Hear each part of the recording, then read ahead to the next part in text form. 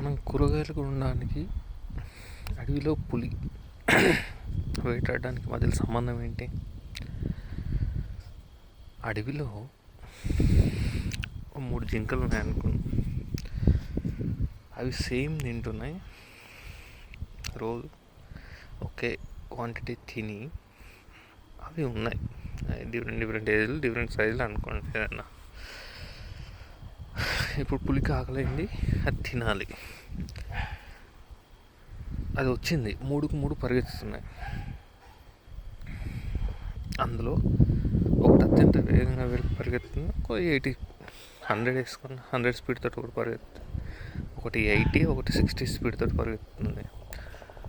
పులి దేన్ని తింటుంది? క్వశ్చన్. పులి దేన్ని తింటుంది? ఏదైతే తక్కువ స్పీడ్ తోటి పరిగెత్తుందో ఆటోమేటిక్గా దాన్నే తింటుంది. ఎందుకు? అది ఈజీగా దొరుకుతుంది, దానికి ఈజీగా దొరుకుతుంది అనే సంగతి పక్క పెడితే ఫస్ట్ తక్కువ స్పీడ్ తోటి వెళ్ళేదాన్ని తింటుంది. ఇప్పుడు కూరగాయలు కొనడానికి నువ్వు షాప్కి వెళ్ళావు, ఒకటి కిలో టమాటా 20 రూపాయలకి ఇచ్చాడు. అదే కిలో టమాటా సేమ్ ఇంకోటి పక్కన సేమ్ క్వాలిటీ 40 రూపీస్కి ఇచ్చాడు, ఇంకోటి 60 రూపీస్కి ఇచ్చాడు. ఇస్తా అంటున్నాడు. నువ్వు ఏది కొంటావు? దేన్ని కొంటావు? ఆటోమేటిక్గా 20 రూపీస్ ఉన్నదాన్నే కొంటావు. ఎందుకు? ఇక నేచర్ చేస్తున్న పని ఏంటంటే, ఏదైతే తక్కువ స్పీడ్ ఉందో దాన్ని నేచర్ నుంచి ఎలిమినేట్ చేస్తుంది. అంటే దాని మీద ఇన్వెస్ట్మెంట్ అనేది తగ్గిస్తుంది. ఇప్పుడు అక్కడ ఏంది, అది సేమ్ ఫుడ్ తీసుకొని మిగిలిన వాటికంటే ఇది తక్కువ స్పీడ్ పరిగెత్తుంది, తక్కువ స్పీడ్లో ఉంది కాబట్టి దాన్ని తీసేసింది. ఇక్కడ నీ చేత నా చేత చేస్తున్నది ఏంటిది? మార్కెట్కి వెళ్ళి సేమ్ వస్తువులు 3 ఉంటే, 3 డిఫరెంట్ రేట్స్తో ఉంటే అక్కడ నువ్వు ఏది కొంటున్నావు? ఏది తక్కువ రేట్లు ఉందో దాన్ని నువ్వు కొంటున్నావు. అంటే దాని అర్థం ఏంటి? 3 కంపెనీలు సేమ్ ప్రోడక్ట్ని తయారు చేసినాయి డిఫరెంట్ రేట్లకి, కానీ నువ్వు ఏది తక్కువ రేటు ఉందో దాన్ని నువ్వు కొంటున్నావు. అంటే మిగిలిన 2 కంపెనీల్లో తయారైన ఆ ప్రోడక్ట్ ఎక్కువ కాస్ట్కి తయారైంది అని దాని అర్థం కదా. ఎక్కువ కాస్ట్కి తయారైంది అంటే దాని అర్థం ఏంటిది? తను టైం ఎక్కువ తీసుకున్నాడని, లేదా తను ఎక్కువ ఎనర్జీని దానికోసం వాడుతున్నాడని. అంటే ఒకే ప్రోడక్ట్ని తయారు చేయడానికి 3 కంపెనీలు డిఫరెంట్ ఎనర్జీస్ని వాడుతున్నాయి. నువ్వు దీన్ని చేసుకుంటున్నావు, దీన్ని నువ్వు తీసుకుంటున్నావు. ఏది అన్నింటికన్నా తక్కువ ఎనర్జీని వాడి, ఎనర్జీ అని నువ్వు ఎట్లా క్యాలిక్యులేట్ చేస్తున్నావు? ఏది రేటు తక్కువకి వస్తుందో అదే ఎనర్జీ అవుతుంది, నథింగ్ బట్. అంటే నువ్వు ఏదైతే తక్కువ రేటుకి వస్తుందో ఆ ప్రోడక్ట్ని నువ్వు తీసుకుంటున్నావు కాబట్టి ఆటోమేటిక్గా మిగిలిన 2 వాటిని నువ్వు వద్దన్నట్టుగానే. అంటే ఏమవుతుంది? ఇప్పుడు పులి ఏదైతే తక్కువ స్పీడ్ ఉన్నదాన్ని పిక్ చేసుకొని దాన్ని చంపేసిందో, నువ్వు అన్నిటికంటే ఇప్పుడు ఈ 3 ఎక్కువ స్పీడ్ ఉన్నది ఏంటిది? తక్కువ రేటు ఉన్నది ఎక్కువ స్పీడ్ ఉన్నది అవుతుంది. నువ్వు దాన్ని పిక్ చేసుకొని మిగిలిన 2 కంపెనీలని చంపేస్తున్నావు. అది ప్రోడక్ట్ కానివ్వండి, కూరగాయలు కానివ్వండి, ఏమే కానీ. ఇప్పుడు వాడు 20 రూపాయలు ఇచ్చినప్పుడు 30 రూపాయలు 40 రూపాయలు ఇచ్చినప్పుడు ఎవడు కొన్నాడు కదా. కొన్నప్పుడు వాడు దాన్ని తయారు చేయడు, లేదా తయారు చేయాలనుకున్నా కూడా ఈ 20 రూపాయలనే తయారు చేసేటట్టుగా దాన్ని తయారు చేస్తాడు. అంటే తన ఖర్చులు తగ్గించుకోవడం, లేకపోతే మిషనరీ డెవలప్మెంటా, లేకపోతే అడ్వాన్స్మెంట్, ఏ రీజన్స్ అనుకోండి. ఏ రీజన్స్ అయినా కూడా అక్కడికి వస్తుంది దాన్ని. పులి అంటే నేచర్లో పులి చేసే పని ఏం చేస్తుందో మార్కెట్లోకి వెళ్ళి నువ్వు చేసే పని కూడా అదే. ఇక్కడ దీనికి రీజన్ ఏంటి? ఇక్కడ ఏంటంటే ఇది యాక్చువల్గా ఒక గ్రావిటీ చేసే పని. సంబంధం లేకుండా గ్రావిటీ ఎక్కడి నుంచి వచ్చింది అంటే, మన నేచర్లో ఏదైతే గ్రావిటీకి అగెనిస్ట్గా వెళ్తుందో దాన్ని గొప్ప వస్తువుగా చెప్పబడుతుంది. గ్రావిటీకి అగెనిస్ట్గా ఎంత స్పీడ్ వెళ్తే అదంత గొప్ప వస్తువు అవుతుంది. గ్రావిటీకి అగెనిస్ట్గా వెళ్ళిన దాన్నే ఎందుకు గొప్ప వస్తువు అంటున్నారు? ఇప్పుడు ఒక రాయి ఉంది, ఒక చెట్టు ఉంది. రాయికి చెట్టుకు మధ్యలో కంపారిజన్ వస్తే ఏది గొప్పదంటారు? ఆటోమేటిక్గా రాయి కంటే దానికి అది కదులుతుంది, కదలట్లేదు కాబట్టి రాయి కంటే చెట్టు. సరే, చెట్టుకు ఒక జంతువుకి తీసుకుంటే ఏది గొప్పదంటారు? అరే చెట్టు అక్కడనే ఉంటుంది, అది కదలట్లేదు, జీవి కదులుతుంది కాబట్టి ఒక జంతువు అనుకోవచ్చు. జంతువుకు మనిషికి తీసుకుంటే ఆటోమేటిక్గా మనిషినే గొప్పవాడు అంటారు జంతువు కంటే. ఎందుకు గొప్పవాడు అంటున్నారు అంటే దానికన్నా ఎక్కువ ఆలోచిస్తుంది.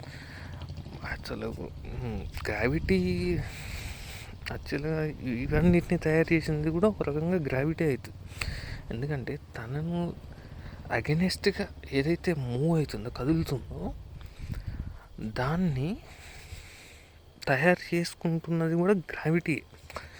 ఎందుకంటే ఇప్పుడు చూడండి, సేమ్ ఇంతకుముందు ఎగ్జాంపుల్ తీసుకున్నా కూడా ఒకడు 50 రూపాయలు సంపాదించాడు అనుకుందాం. సరే, ఇంతకుముందు 30 రూపాయలు వచ్చినాయి. ఒక టైం ఖర్చు తను పని చేస్తే, 1 గంట పని చేసి 30 రూపాయలు వచ్చినాయి అనుకోండి. ఆ 30 రూపాయలను తీసుకెళ్ళి కూరగాయలను కొన్నాడు. కూరగాయలను కొనడానికి ఎంత తక్కువ 20 రూపాయల, అంటే ఏదైతే తక్కువ రేటుకి వచ్చిందో, ఇక్కడ రేట్ అనేది ఏంటిది? అత్యంత తక్కువ ఎనర్జీని ఆ ప్రోడక్ట్ని తయారు చేయడానికి వాడిందని దాని అర్థం. అట్లా ఇప్పుడు సేమ్ అదే విషయంలో ఇప్పుడు ఈయన ఒక ప్రోడక్ట్ను తయారు చేయడం కోసమని ఈయన పని చేస్తే ఈయనకేమొచ్చింది? 30 రూపీస్ వచ్చినాయి అనుకుందాం. ఈ 30 రూపీస్ని తీసుకెళ్ళి దేంట్లో ఇన్వెస్ట్ చేస్తున్నాడు? ఒక వస్తువు మీద. ఆ వస్తువు ఏదైతే అన్నిటికంటే తక్కువ ఎనర్జీతో తయారవుతుందో దాని మీద.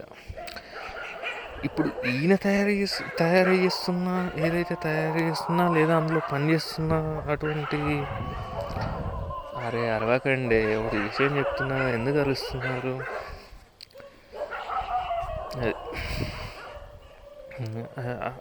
ఇప్పుడు ఈయన పని దొరకడం కూడా ఎందులో దొరుకుతుంది? ఏ వస్తువు అయితే ఇంకా తక్కువ ధరకు తయారు చేయడంలో ఆ సంస్థ ఉందో ఆ సంస్థలనే ఈయన కూడా పని దొరుకుతుంది. ఈయన తీసుకెళ్ళి తక్కువ ఎనర్జీ ఉన్న దాని మీద ఇన్వెస్ట్ చేస్తున్నాడు. తక్కువ ఎనర్జీ ఏదైతే కంపెనీ తో ఒక ప్రోడక్ట్ని తయారు చేస్తుందో దాంట్లో ఇన్వెస్ట్ చేస్తున్నాడు. సేమ్ అక్కడ ఉన్న వాళ్ళు ఇప్పుడు ఎవరికైతే డబ్బులు ఇచ్చిండ్రో 20 రూపాయలు, ఆ 20 రూపాయలు కూడా ఆ కంపెనీ వాళ్ళు కూడా ఖర్చు పెట్టాలి కదా. వాళ్ళు ఎందులో ఇన్వెస్ట్ చేస్తారు? తనకి దాంట్లో తక్కువ రేటుకి అవన్నీ దొరుకుతాయో దాంట్లో వాళ్ళు ఇన్వెస్ట్ చేస్తున్నారు.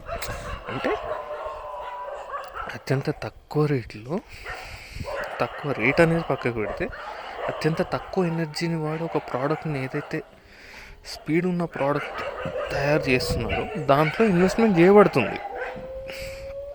నేచర్లో జరుగుతున్న విషయం అది. ఇప్పుడు ఒక రాయి ఉంది, రాయికి కదలాలంటే కదలలేదు.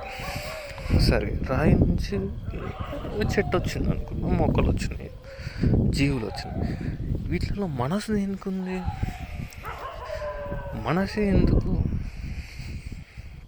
ఇది ఎందుకు కాదు? ఓన్లీ ఇప్పుడు రాయి లాగానో లేకపోతే చెట్టు లాగానో ఉండొచ్చు కదా.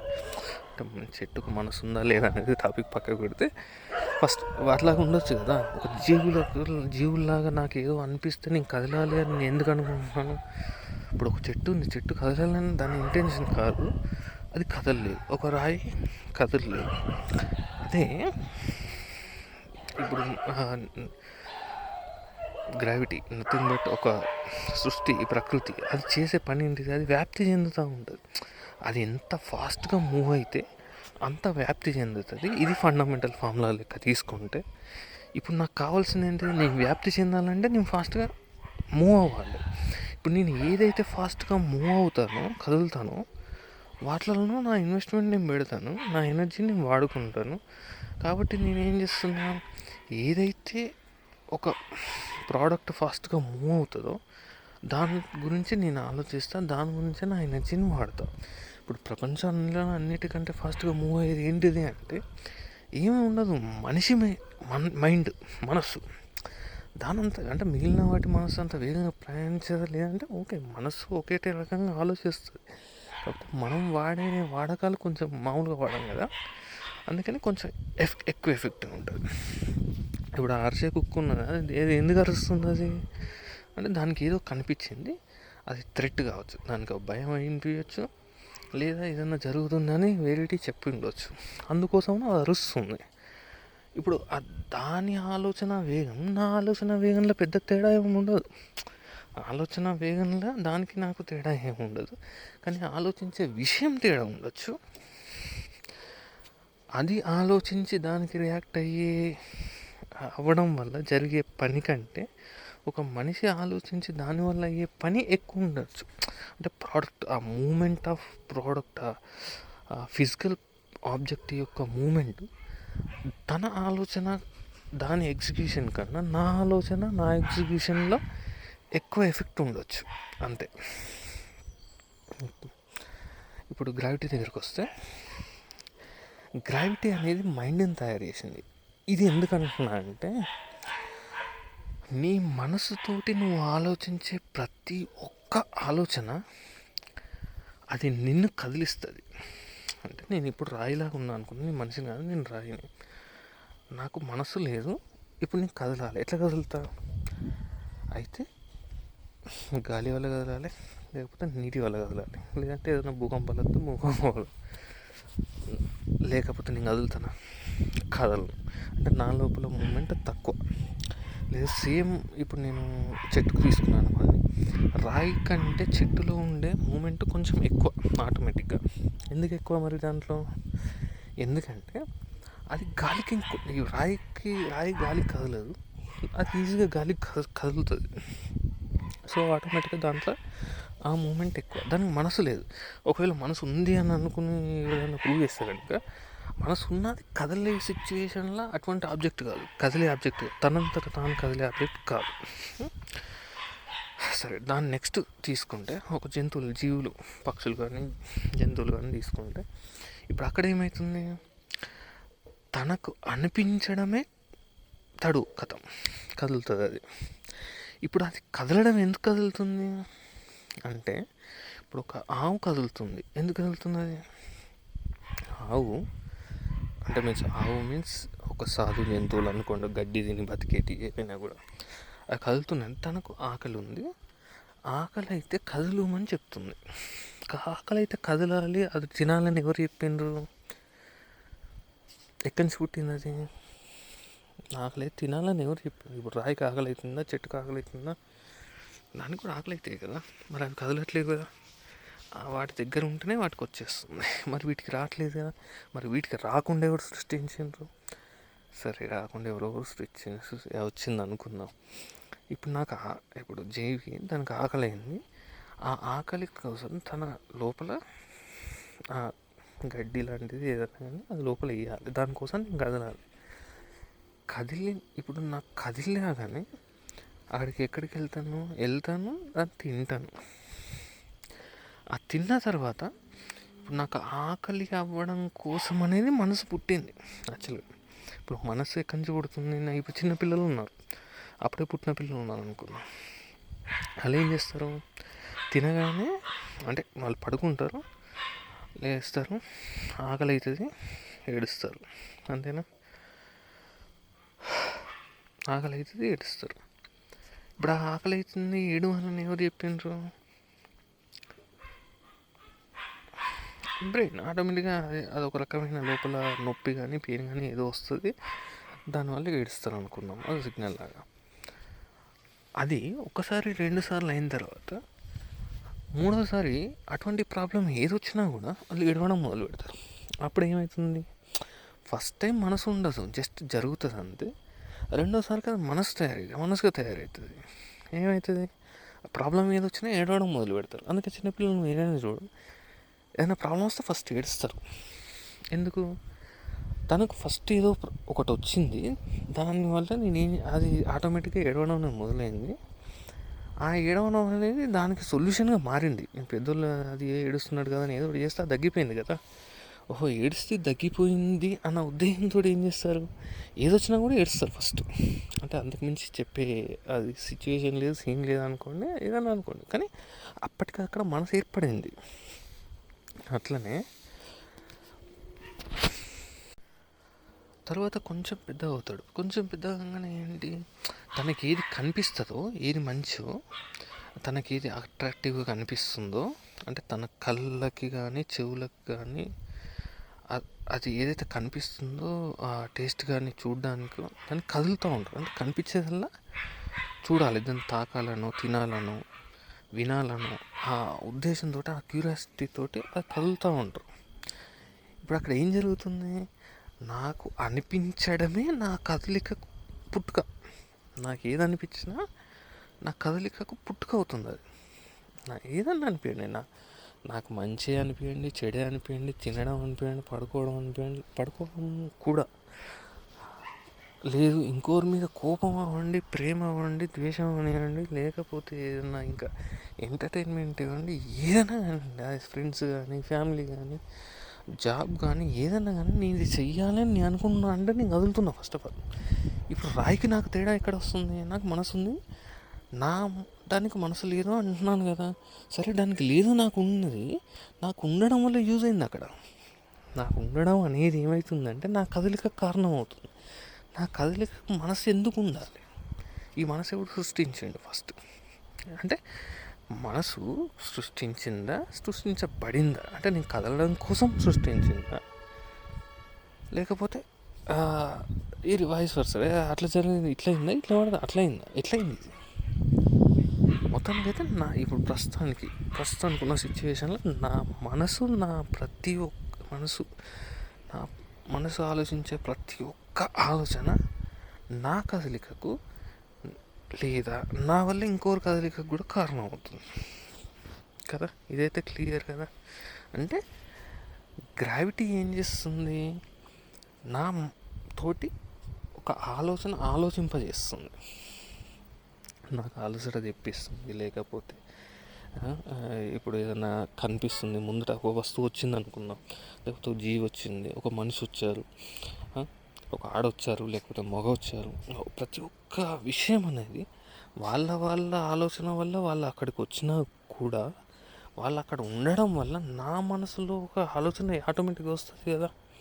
వీళ్ళు బాగున్నారని, వీళ్ళు బాగాలేరని, వీళ్ళు డబ్బున్నోళ్ళని, లేకపోతే లేరని, లేకపోతే వీళ్ళకి గాయాలైనా ఆరోగ్యంగా ఉన్నారని, అనారోగ్యంగా ఉన్నారనో, లేకపోతే వీళ్ళు మనుషులను, వీళ్ళు జంతువులను, వీళ్ళ అంటే ఏంటిది ఏమంటారు దాన్ని, ఇంకా ఇట్లా రకరకాల రీజన్స్తో నా మనసులో వాళ్ళ మీద ఒక ఒపీనియన్ నాకైతే నేను వస్తున్నా ఆటోమేటిక్గా. ఈ ఒపీనియన్ ఎందుకు వస్తుంది నాకు, అంటే నేను ఏం సెట్ చేస్తున్నా అక్కడ, అంటే వీళ్ళు బాగున్నారు, వీళ్ళు బాగలేరు అనే ఒక ఐడియాలజీ ఏదైతే లైన్ ఉందో, ఈ లైన్ ఎవరు చెప్తున్నారు నాకు, అది బాగుండడం అంటే ఏంటిది, నేచర్ దృష్టిలో ఎప్పుడు బాగుండడం అనేది వస్తువు యొక్క స్పీడ్ ఏదైతే ఎక్కువ ఉంటుందో అది మాత్రమే అయి ఉంటుంది. ఏది మంచి అంటే అది వస్తువు యొక్క స్పీడ్ ఏదైతే ఫాస్ట్గా ఉంటుంది, సెక్యూర్డ్ ఫాస్ట్. మళ్ళీ ఫాస్ట్ అంటే ఏదో నేను పోతా బైక్ మీద 180 కొడతా, 200 కొడతా అంటే పోయి అటే పోతావు పైనుంచి పైకి. దాన్ని మళ్ళీ నేచర్ కూడా ఒప్పుకోదు. ఎందుకు, నువ్వు నాకు కావాలి, నువ్వు స్పీడ్గా వెళ్ళు, సెక్యూర్డ్గా వెళ్ళు, నువ్వు పోతున్నావు కదా అటే పోతే మళ్ళీ నేనేం చేయాలి, నేను ఇంత కష్టపడి ఇన్ని కోట్ల మంది సార్లు ట్రై చేసి నేను గుట్టిస్తే నువ్వు ఏదో 200 స్పీడ్ మీద పోయి తక్కువ 10 నిమిషాల్లో పైకి వెళ్ళిపోతా అంటే నడవదు కదా. అది నిన్ను పుట్టించడానికి ఒక నేచర్ చేసిన పని ఎంత అంటే, కనీసం ఇప్పుడు ఇది ఒకటి ఎగ్జాంపుల్ చెప్తుంది. ఒక లేడీకి, మహిళకి ఒక నెలలో ఒకసారి మాత్రమే ఎగ్ రిలీజ్ అవుతుంది, అవునా. మగవానికి ఒక నెలలో ఎంత అనుకున్నా ఒక 500-600 కోట్ల స్పెమ్స్, శుక్రకణాలు రిలీజ్ అవుతాయి, అవునా. వాళ్ళిద్దరూ కలిసి ట్రై చేస్తే నెలలో ఒకసారి సక్సెస్ అయ్యే ఛాన్స్ ఉంటుంది. అంటే ఒక మనిషి భూమి మీద రావడానికి కారణం ఒక నెల రోజులు యావరేజ్ పీరియడ్, ఆ సైకిల్ పీరియడ్ ఏంటిది పీరియడ్ సైకిల్ తీసుకుంటే 600 కోట్ల ఆల్మోస్ట్ ఆ స్పెమ్ సెల్స్ని నేచర్ రిలీజ్ చేస్తే అందులో ఒక్కటి సక్సెస్ అయితే నువ్వు పుట్టినావు. అంటే నేచర్ నిన్ను పుట్టించడానికి ఎన్ని వందల కోట్ల సార్లు ట్రై చేసింది అనేది పెద్ద ఇష్యూ కాదు, పాయింట్ ఇక్కడ. అంటే నువ్వు అన్ని కోట్ల సార్లు ట్రై చేస్తే నువ్వు పుట్టినావు భూమి మీద. నువ్వు మామూలుగా వస్తే ఏం కాదు ఇక్కడ, నువ్వు కూడా తోపువే. అట్లా నువ్వు కాదు, నీలాంటి అందరూ మనుషులు జంతువులు అందరూ అంతే ట్రై చేసి ఉన్నారు కదా, అది. సో మనం గ్రావిటీ దగ్గరికి వద్దాం. మళ్ళీ నా మనసు ఏర్పడడానికి గ్రావిటీ కారణం అవుతుందంటే, గ్రావిటీ నన్ను లిమిట్స్లో పెడుతుంది. నువ్వు ఈ పని చెయ్యి, ఈ పని చేయకు. ఇప్పుడు ఒకటి చూడండి, నేను సింపుల్ ఇంకోటి ఎగ్జాంపుల్ చెప్తాను. నేను యూటర్న్ ఒకటి రోడ్ క్రాస్ చేయాలి. యూటర్న్ అనేది చాలా లాంగ్లో ఉంది. నేను నడుచుకుంటూ వెళ్తున్నాను. నేను నడుచుకుంటూ ఆ యూటర్న్ దగ్గరికి వెళ్ళి తిరిగి మళ్ళీ అక్కడికే వస్తానా? రాను. ఏం చేస్తా? డైరెక్ట్ ఇక్కడి నుంచి ఆ రోడ్ క్రాస్ చేసి అడికి వెళ్ళిపోతా. ఎందుకు వెళ్తా? నాకు అలసట అనిపిస్తుంది. అలసట ఎందుకు వస్తుంది? అలసట గ్రావిటీ వల్ల వస్తుంది. గ్రావిటీ వల్ల నాకు అలసట ఎందుకు వస్తుంది? నేను ఎందుకు దాన్ని అసలు నేను అక్కడి నుంచి తిరిగి వస్తే నాకు పోయేదే ఉంది. అంటే నేను అలసిపోతా. నేను దాన్ని ఒక కష్టంలాగా ఫీల్ అవుతున్నా. ఇప్పుడు నీ కష్టం అంటే ఏంటిది? అంటే నువ్వు పని చేయడం అనేది నీకు కష్టం. నీ కష్టం నువ్వు పని చేయడం అనేది కష్టం అనేది నీకు ఎందుకు అనిపిస్తుంది? నీ మీద గ్రావిటీ అంతా వర్క్ అవుతుంది, అంతేనా? అట్లా అంటే సాఫ్ట్వేర్ ఎంప్లాయీస్ ఎటు కదలరు కదా, లేకపోతే ఏదో సిట్టింగ్ జాబ్ ఏదన్నా అనుకో, సిట్టింగ్ జాబ్, ఇదేం పని ఉండదు కదా అంటే, వాళ్ళు పని చేయకపోవచ్చు. వాళ్ళు చేసే పని అంతా ఒక ప్రోడక్ట్ని మూవ్ చేయడం కోసమే. అక్కడ అల్టిమేట్ ఫిజికల్ ప్రోడక్ట్ అనేది లేకుండా ఒక జాబ్ అంటూ క్రియేట్ కాదు. అది ఇంపాసిబుల్. అట్లాంటిది ఏది ఉండదు. మేబీ దాని ప్రాసెస్ కోసం, సర్వీసెస్ కోసం అని జాబ్స్ క్రియేట్ అవ్వచ్చు, కానీ దాని అల్టిమేట్ ప్రోడక్ట్ మాత్రం ఎగ్జాక్ట్గా ఎప్పుడు కానీ ఒక ఫిజికల్ ఆబ్జెక్టే అయ్యి ఉంటుంది. ఎందుకంటే దాని మీద గ్రావిటీ ఉంది. గ్రావిటీ వల్లనే మూవ్ అవుతుంది. గ్రావిటీ లేకపోతే నీకు మనసు ఉండదు ఫస్ట్. ఇప్పుడు మనిషి ఇప్పుడు నేను చంద్రుడి దగ్గరికి వెళ్ళినా అనుకున్నా. నేను ఒక దగ్గర ఉన్నా స్ట్రైట్గా, నా వెనక ఇంకో మనిషి ఉన్నారు. ఇప్పుడు నా దగ్గర గ్రావిటీ లేదు, నా మనసు ఉంది. నా ముందటన్నీ మామూలుగా ఏం లేదు, సరే మట్టి అది ఉందో అనుకున్నా. నా వెనక మనిషి ఉన్నారు. ఆ వాడిని చూస్తేనో, వాడితో మాట్లాడుతాను, నా మనసులో ఆ పదం తర్వాత ఇంకో పదం, ఆ పదం తర్వాత ఇంకో పదం పుడుతుంది. అసలు అదే లేదనుకుందాం. ఇప్పుడు వాడు నా ముందుకు రాలేడు, ఎందుకంటే గ్రావిటీ లేదు. వాడి ఇష్టం ఉన్నాడు, వాడు తిరగలేడు. నాకు మనిషే కనిపించాడు కదా. అటువంటిప్పుడు నా లోపల ఆలోచన ఎక్కడి నుంచి వస్తుంది? ఇప్పుడు యాక్చువల్లీ విషయం ఏంటంటే, ఎవరైతే ఎక్కువ ఆలోచిస్తారో వాళ్ళని గొప్ప వాళ్ళుగానే చెప్పబడుతుంది సొసైటీలో. అట్లనే ఎవరైతే మనసును ఆపేసిండ్రో వాళ్ళని కూడా గొప్ప వాళ్ళని అనిపిస్తుంది. మామూలుగా కొందరు సమాజ స్థితికి వెళ్ళిపోతారు, అట్లాంటి సిచ్యువేషన్స్ ఉంటుంది సరే. వాళ్ళు ఏంటిది, వాళ్ళ ఆలోచనను ఆపేసిండ్రు అంటే వాళ్ళ ద్వారా జరిగే సృష్టి అక్కడ ఆగిపోతుంది. ఇప్పుడు నేను ఉన్నా అంటే పొద్దున్న లేచి తినాలి, పడుకోవాలి, ఏదో పని ఉంటుంది, పని చేసుకోవాలి, లేకపోతే ఇంకోటి ఉంటుంది 100 ఉంటాయి. ఇవన్నిటిని నేను ఆపేసిన అనుకోండి, కూర్చున్నా అంతే, లేవలేదు, కదలలేదు, అట్లా కూర్చున్నా, ఒక రోజు మొత్తం కూర్చున్నా, కదలలేదు. ఇప్పుడు ఏమైంది? ఇవన్నీ జరిగే పనులన్నీ ఆగిపోయినాయి. దీని అర్థం ఏంటిది? అక్కడ సృష్టి తన యొక్క వ్యాప్తి అనేది తగ్గుతుంది.